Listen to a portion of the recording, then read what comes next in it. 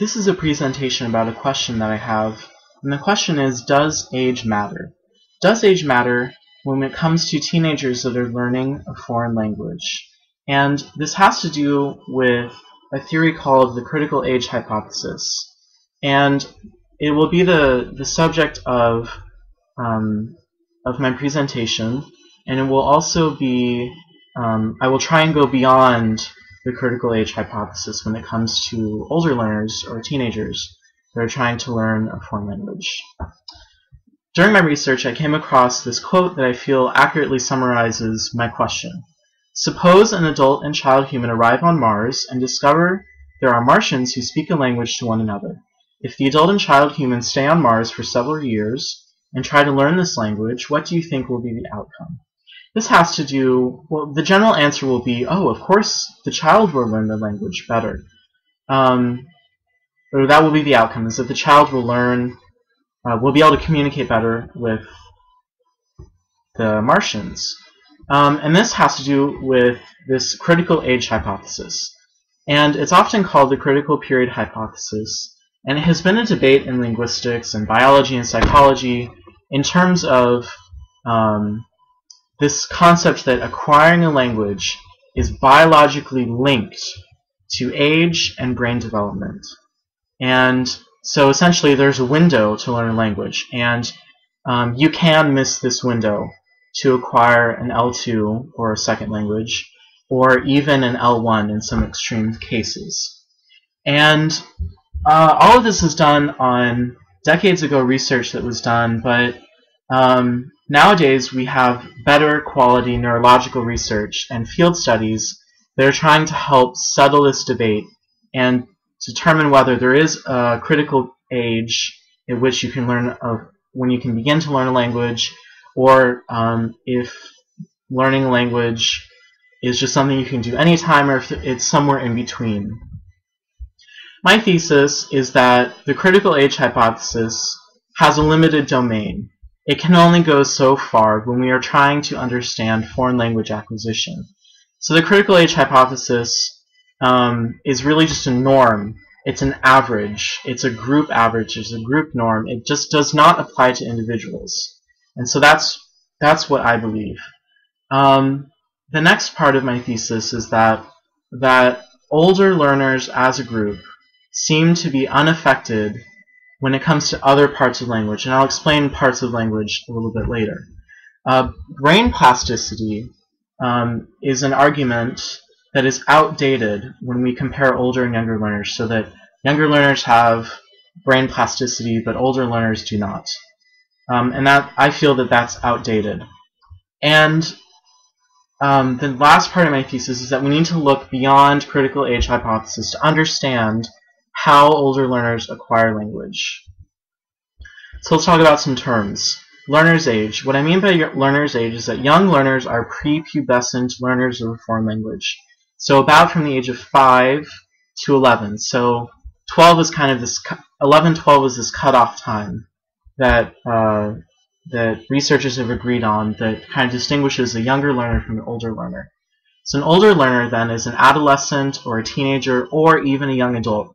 Based on our current understanding of how the brain works, a young adult can be included in this sort of this older learner foreign language acquisition group.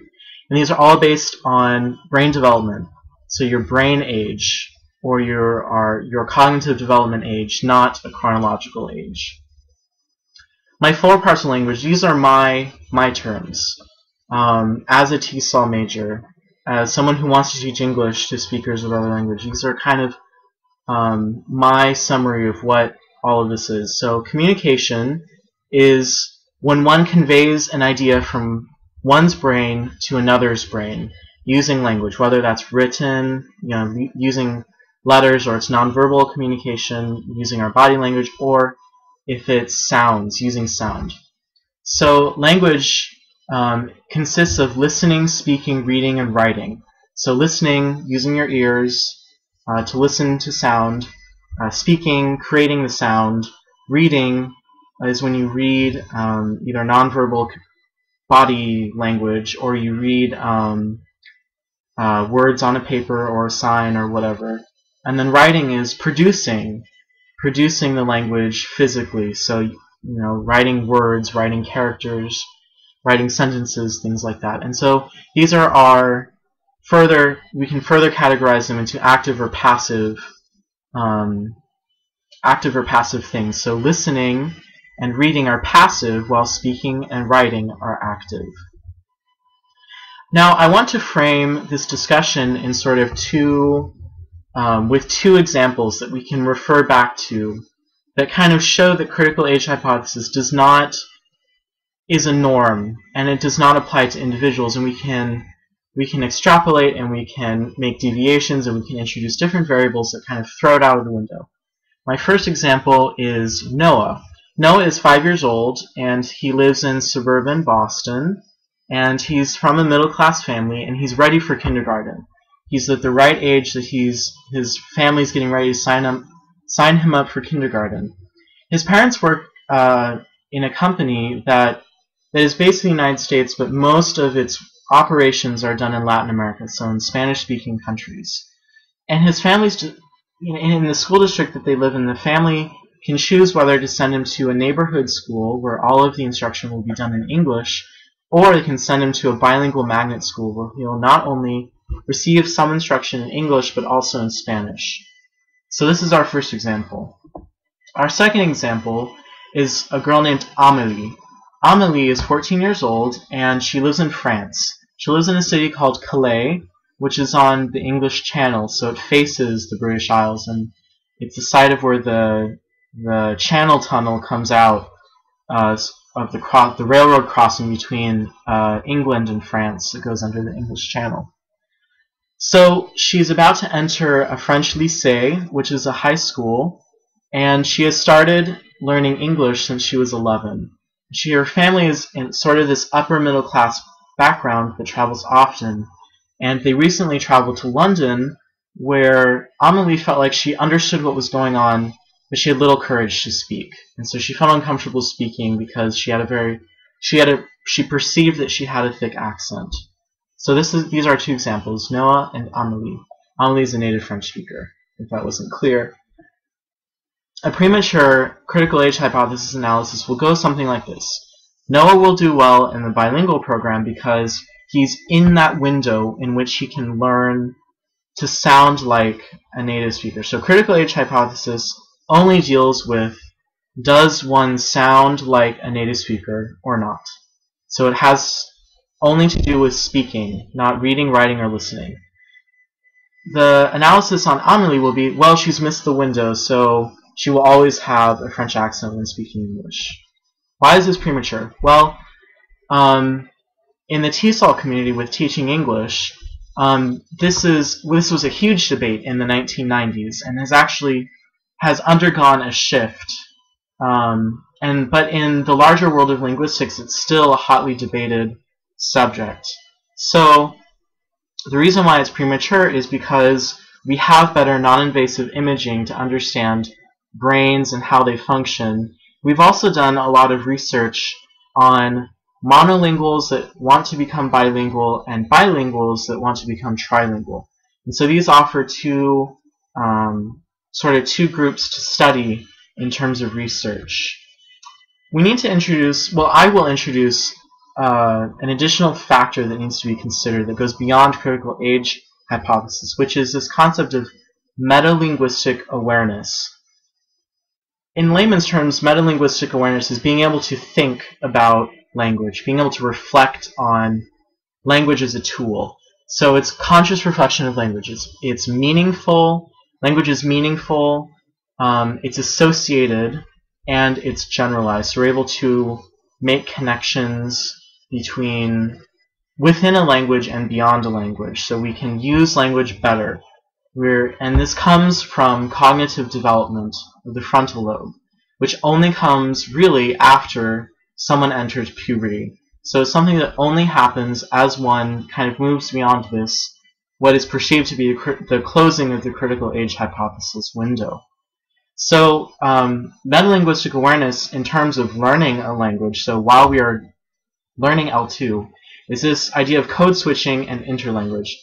Code switching is when you insert a random word from this L2 language into your L1 or vice versa. Interlanguage is something that is a continuum from L1 to L2. So L1 is total command of mother tongue. L2 is total command of L2 along with command of L1. So as one continues along in the study of a second language, you move from one side to another, and everything in between on this continuum, so everything from L1 to L2 is interlanguage. And this is extreme mixing up of the two languages. So we are using L2 words, but we have an L1 grammar structure, or we're using different we're using L1 words with an L2 grammar structure. We even include code switching in that. Code switching is a part of interlanguage.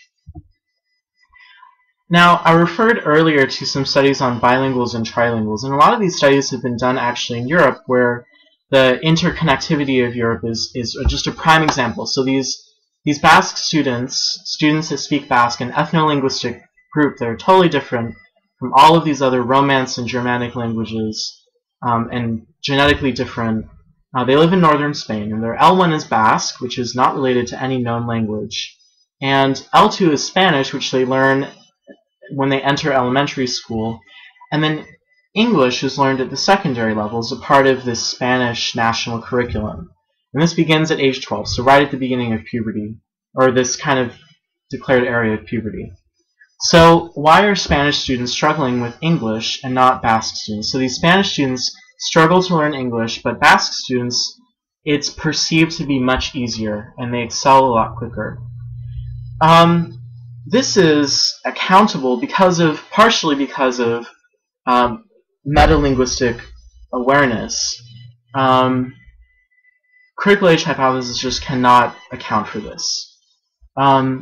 It can also relevance, this concept of relevance that the researchers put forward, is something that's seen in immigrant children actually that are trying to learn English. Everything around them in school, instruction, social activities, cultural activities, everything's done in English, and so they do so well because they have to work really hard. It's really important to survive in these countries. So these Basque students, they learn Spanish really well because it's a necessity to speak English, so they become bilingual, or a necessity to speak Spanish to do well in school. So they become bilingual, and it's this total easy thing. And then when they learn English, it's perceived to be easier because they've already done it. They've already done it with Spanish. The same thing was done in Finland. What they found in Finland is that there are these similar processes, but when they started teaching in this English high school, when they started teaching in this English-only high school, suddenly the students' interlanguage was so much better than it was before.